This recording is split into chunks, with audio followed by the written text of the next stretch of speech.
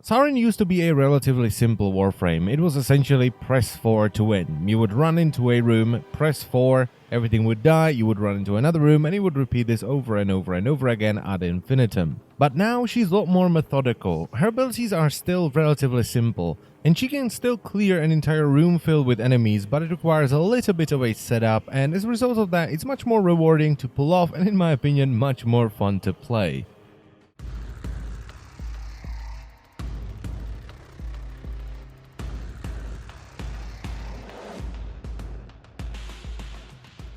The original Saryn requires a little bit more effort to get than many of the other regular Warframes. First of all, you will have to play the Rathu arenas on Sedna to gather judgment points. Once you get 100 judgment points, you can use them to fight Kyla the Thyme once. Which means that if you get really unlucky, you will have to grind the Rathu arenas a lot. Which is why I would recommend going for Saryn Prime instead, because you can get her parts as a reward when you crack open a relic. The blueprint is a rare drop from the Neso S1 relic, Neuroptics is an uncommon drop from the Lith A1 relic, Chassis is a rare drop from the Neo S2 relic, and Systems are a common drop from the Meso C1 relic. If I were to describe Saryn as a class in a typical MMORPG, I would go for a Warlock, because Warlock is typically a caster that specializes on damage over time effects and it's generally beefier than the other casters. And Saryn fits that definition perfectly. She is a caster and she's much beefier than the other casters. The regular Saryn has 125 health, which goes up to 375 at rank 30, 100 shields, which go up to 300 at rank 30, and 175 armor, which is way above average. She has average power of 150, which goes up to 225 at rank 30, and she's slightly slower than the other Warframes with sprint speed of 0.95. And finally, she has 3 polarities, 1 dash, 1 D, and an additional D in the aura slot. Saryn Prime is actually a pretty big upgrade over the original Saryn. She has the same amount of health and shields, but she has 225 armor, which makes her even beefier. She has an above average energy pool of 200, which goes up to 300 at rank 30, and she's slightly faster than Saryn with a sprint speed of 1. And finally, she has 1 more V polarity, so she has a dash, a D, a V, and an additional D in the aura slot. As I've said already, Saryn's abilities are pretty simple on their own, but each ability interacts with at least 2 other abilities. So what I'm gonna do is talk about each ability separately, and then I'm gonna go over all the interactions between the different abilities, alright? And before I start talking about the abilities, I just want to say that all the augments for her abilities can be either obtained by reaching the rank of General under the Steel Meridian, or the rank of Exalted under the Red Veil and spending 25,000 standing.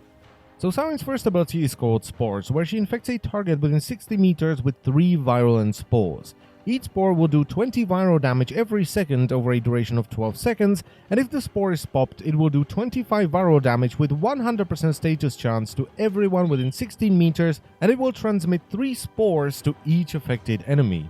The burst damage and dot damage of the spores is affected by power strength, the duration of spores is affected by power duration, and the cast range and the radius in which the spores will spread is affected by power range. Now the spores can be popped and transmitted to nearby enemies in many different ways. Weapon damage works, radio damage from certain Warframe abilities will work as well, and some enemies can even pop them with their AoE damage, like Bombards with their rockets and Moas with their shockwaves. Saryn also has multiple ways of popping the spores, but I will talk about this once I talk about the way the abilities interact with each other.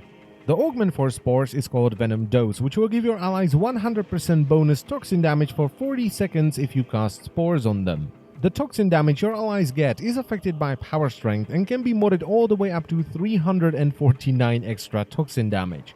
The duration is affected by power duration, and the toxin damage will combine with other elemental damage to create elemental combos. So if you cast Venom Dose on an ally that's been affected by Fireball Frenzy, which is Ember's fire version of this augment, that ally will not do toxin and heat damage, he will simply do gas damage. Saryn's second ability is called Molt, where Saryn sheds her skin, leaving behind a decoy. This decoy has 400 shields, 500 health, and lasts for 40 seconds. If the Molt is destroyed or the duration runs out, it will explode, dealing 400 toxin damage with a 100% status chance to all enemies within 10 meters. The health and the explosion damage of Molt is affected by power strength, the duration is affected by power duration, and the explosion radius is affected by power range. It can't be moved or knocked down, and it will slowly evaporate over its duration until it eventually explodes. It can also be used at any given time, except for when you're upside down during a flip, because it doesn't have any cast time or cast animation. And its shield can kind of be boosted with an allied shield or spray. The augment for Molt is called Regenerative Molt, where after casting Molt, Saryn will regenerate 50 health every second for 10 seconds. The amount of health you regenerate through this is affected by power strength, and the duration is not quite affected by power duration. It's only affected if your Molt has a duration of 9 seconds or lower. If you go below 9 seconds, you will slowly start losing ticks. Saryn's third ability is called Toxic Lash, where she imbues her melee weapon, adding 30% of the melee weapon's total damage as toxin damage with 100% status chance for 30 seconds.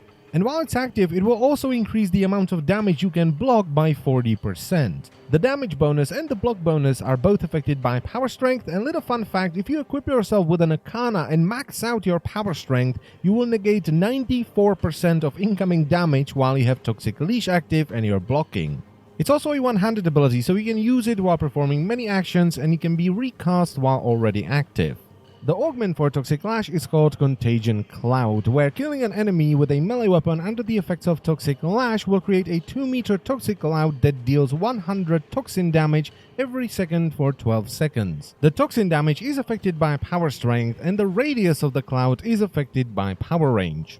And Saryn's fourth ability is called Miasma, where Saryn pollutes the environment with a caustic mist, inflicting 350 corrosive damage per tick to enemies within 15 meters over a duration of 3 seconds. Miasma also briefly stuns enemies, and while the duration of Miasma is affected by power duration, the stun duration is not. The damage of Miasma is affected by power strength, toxin procs, and viral procs, but I will talk about this later. And the range, as you may expect, is affected by power range. The damage of Miasma will bypass obstacles in the environment, so you do not need the line of sight of your enemies, and it can be cast in mid-air, and you will be immune to crowd control effects while casting it. As I've said already, the basics are pretty simple. But now let's take a look at the way the abilities interact with each other. So first of all, if an enemy infected by spores is being damaged by a toxin proc, popping a spore on that enemy will also spread the toxin damage to surrounding enemies. On top of that, the spore will get 25% of the initial base damage that triggered the toxin proc added to its burst as viral damage, which is also affected by power strength. And if you have multiple toxin dots rolling on the target at the time of popping a spore, it will combine all of the base damage that caused them.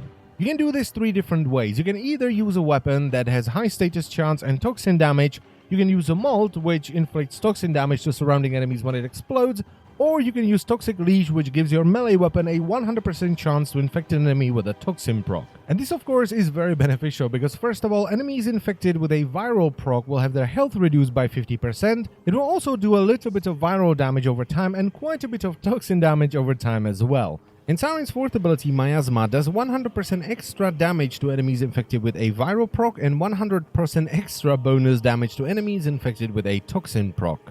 And we're still not done, because Saryn's Molt can be infected with spores, which will reduce the energy cost by 50%, and it will spread those spores to nearby enemies when it explodes, which can either be done by letting it die, letting it run out of duration, or simply casting Miasma, because Miasma will also detonate Molt. And the way Miasma detonates Molt is actually pretty smart, because it will detonate it before it does its damage, so it can benefit from toxin and viral procs. So as the casting animation for Miasma starts, the Molt will detonate and spread around spores and toxin and viral procs, and after the animation is finished, Miasma will do its damage.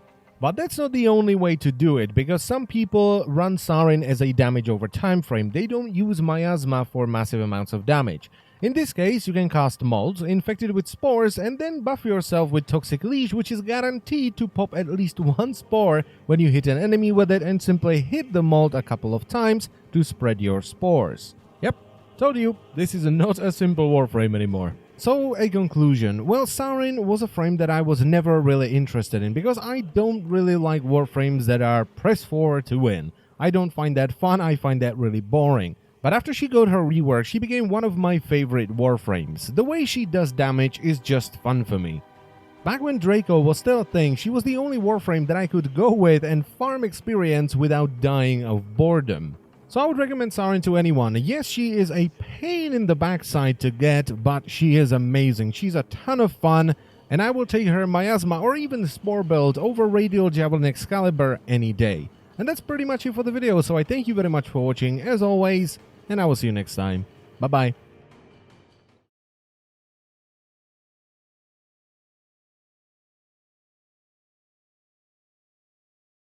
The augment for Molt is called regenerative Molt, where after Saryn... I just can't... it's right there! I can read it, but... brain broken. Done. The augment for Molt is called regenerative Molt, where after casting Molt, Saryn will regenerate... This is so hard to say. Saryn will regenerate... The augment for Molt is called regenerative Molt, where after casting Molt, Saryn will regenerate 50 health every second for 10 seconds. Finally! It's also a one-handed...